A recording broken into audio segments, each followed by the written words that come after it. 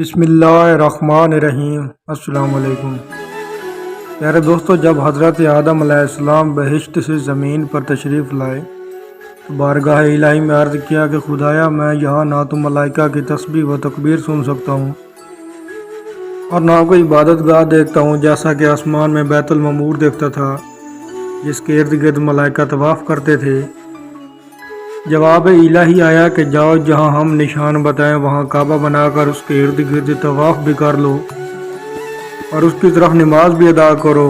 حضرت جبریل علیہ السلام ان کی رہبری کے لیے ان کے ساتھ چل پڑے اور انہیں وہاں لائے جہاں سے زمین بنی تھی، یعنی جس جگہ پر جاگ پیدا ہوا تھا، اور پھر وہی جاگ پھیل کر پوری زمین بنی۔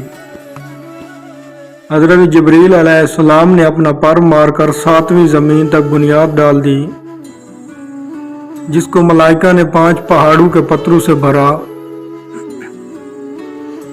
جن میں ان پہاڑوں کے نام کوہ لبنان، کوہ طور، کوہ جودی اور کوہ ہیرا اور طور زیتہ۔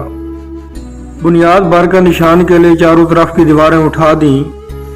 اس طرف آدم علیہ السلام نماز پڑھتے رہے اور اس کا طواف بھی کرتے رہے۔ طوفان حضرت نوح علیہ السلام تک کعبہ اسی حالت میں رہا۔ اس وقت وہ عمارت آسمان پر اٹھا لی گئی اور یہ کعبے کی جگہ اونچے ٹیلے کی طرح رہ گئی، مگر لوگ پھر بھی برکت کے لیے یہاں آتے تھے اور آ کر دعائیں مانگتے تھے۔ پھر ابراہیم علیہ السلام کے زمانے تک کعبہ اسی حالت میں رہا۔ جب حضرت اسماعیل اور بی بی ہاجرہ اس میدان میں آ کر ٹھہرے اور ان کی وجہ سے یہاں کچھ آبادی ہو گئی، تب حضرت ہاجرہ کے انتقال کے بعد حضرت ابراہیم علیہ السلام کو حکم ہوا کہ اسماعیل کو ساتھ لے کر یہاں عمارت کعبہ بنائے، اور اس کی نشانی اس طرح فرمائی گئی کہ ایک بادل کا ٹکڑا بھیجا گیا تاکہ اس کے سائے سے کعبے کی حد مقرر کر لی جائے۔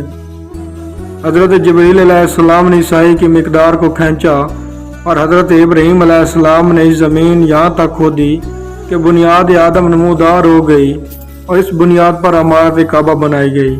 اس کی بلندی 9 ہاتھ اور رکن اسفل سے رکن شامی تک کی دیوار 33 ہاتھ، اور رکن شامی سے رکن غربی تک کی دیوار 22 ہاتھ، اور رکن غربی سے رکن یمانی تک 31 ہاتھ، رکن یمانی سے پھر رکن اسفل تک 20 ہاتھ۔ لہذا اس وقت یہ کعبہ مستطیل کی شکل تھا۔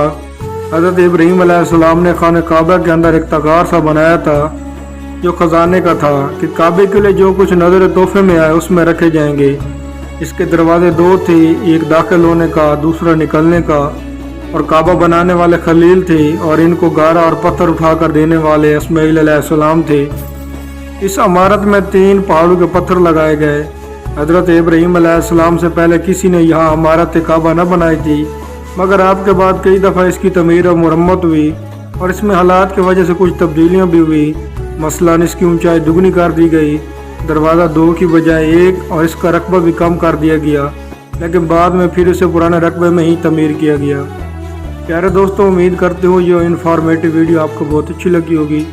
اگر آپ کو ویڈیو پسند آئی ہے تو برائے مہربانی ہمارے چینل کو لازمی سبسکرائب کر دیں اور بیل آئیکن گھنٹی کے بٹن کو لازمی پریس کر دیں تاکہ ہماری آنے والی ہر نئی اسلامک ویڈیو آپ تمام بھائیوں اور دوستوں تک پہنچ سکے۔